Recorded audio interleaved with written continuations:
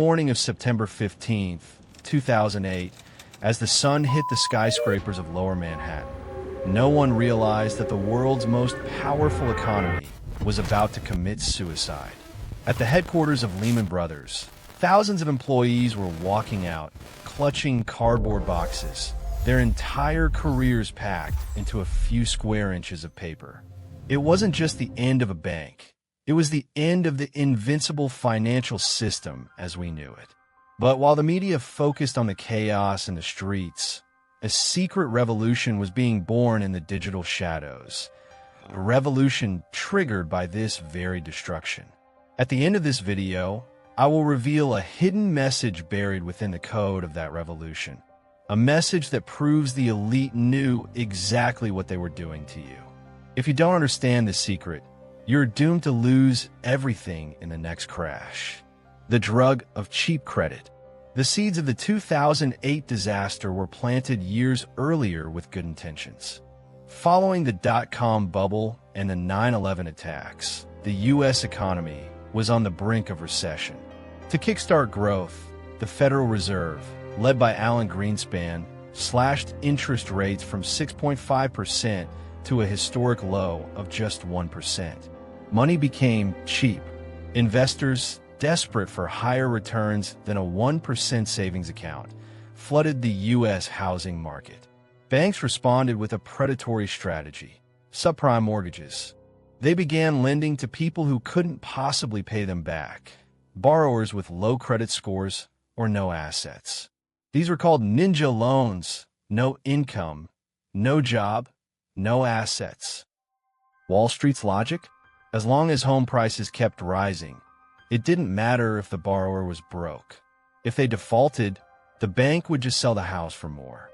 By 2006, U.S. home mortgage debt relative to GDP had skyrocketed from 46% to 73%. The ignored profit. While America was drunk on the housing boom, one man saw the cliff. In August 2005, at the elite Jackson Hole Economic Symposium, a young economist named Raghuram Rajan stood before the world's top central bankers. Rajan warned that the financial system had become a powder keg. He argued that banking incentives encouraged managers to take tail risks, unlikely but catastrophic events that would eventually blow up the global economy. The reaction?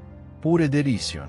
Former Treasury Secretary Larry Summers called Rajan's warnings misguided and labeled him a Luddite, basically calling him a technology-hating dinosaur. The elites refused to listen. The countdown to zero had begun. The $2 fire sale.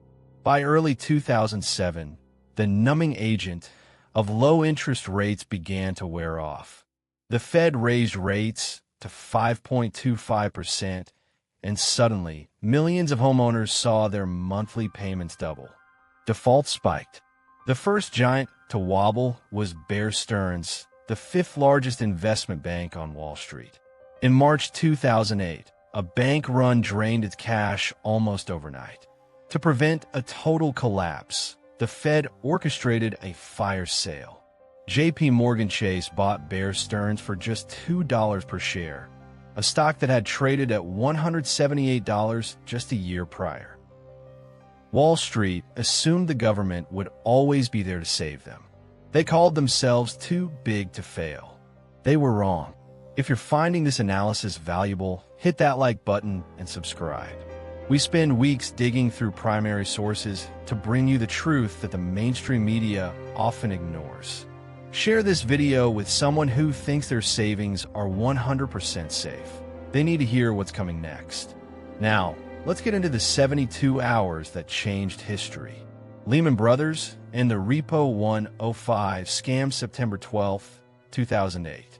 Friday evening, Treasury Secretary Hank Paulson summoned the CEOs of the world's biggest banks to a secret meeting at the New York Fed.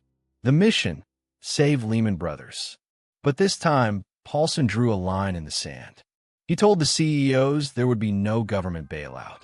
Potential buyers, Barclays and Bank of America, walked away after seeing the black hole on Lehman's books.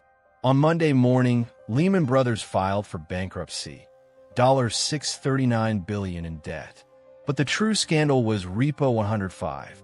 Lehman had been using an accounting trick to hide $50 billion in debt at the end of every quarter, making the bank look healthy when it was actually hooked on toxic debt like a drug.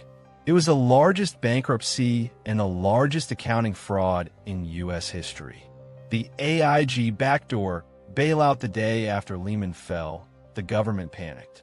They realized that if the insurance giant AIG collapsed, it would trigger a global domino effect.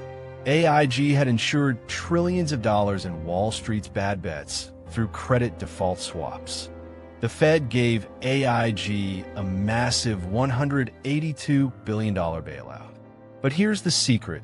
Most of that taxpayer money didn't stay at AIG. It was funneled directly to its trading partners, like Goldman Sachs, at 100 cents on the dollar. Critics call this the backdoor bailout, a secret transfer of wealth from the middle class to the elite. Treasury Secretary Paulson was under so much stress during these weeks that he was reportedly dry heaving in meetings and even went down on his knees to plead with Nancy Pelosi for the $700 billion TARP rescue package. The human cost. While bankers were receiving handwritten $25 billion checks from the government to stay afloat, ordinary Americans were being crushed. 9 million jobs were lost. 10 million Americans lost their homes to foreclosure. Consider the story of David Sutton. He had $500,000 in savings and a house he loved. After losing his job in 2007, he drained his retirement, lost his home, and eventually died at age 60 because he could no longer afford health insurance. His story is the story of millions who were left behind while the too big to fail banks were made whole. The reveal, the message in the ashes. Finally, we come to the secret I promised. On October 31st, 2008, while the global economy was still smoldering, an anonymous entity named Satoshi Nakamoto released the Bitcoin white paper. Nakamoto didn't just create a currency. They created a rebellion against the central banks that had just destroyed the world. On January 3rd, 2009, Satoshi mined the first ever block of Bitcoin, the Genesis block. Embedded forever in the code of that block was a newspaper headline from that day. The Times 03/Jan/2009 Chancellor on brink of second bailout for banks. This wasn't just a timestamp. It was a declaration of war. It was a message to the world that the current financial system is a cycle of boom, bust, and bailouts, where you pay for the banker's mistakes. Bitcoin was built specifically so that no government could print it and no bank could freeze it. Conclusion: is history repeating? Today, global debt is far higher than it was in 2008. The banks are bigger, and the repo markets are still under pressure. The question isn't if the next crash will happen, but where you will be when the music stops. Do you trust the system that left David Sutton behind, or do you believe in the decentralized future Satoshi envisioned? Let me know in the comments below. Like this video if it opened your eyes, and don't forget to subscribe to stay ahead of the next storm. Stay vigilant.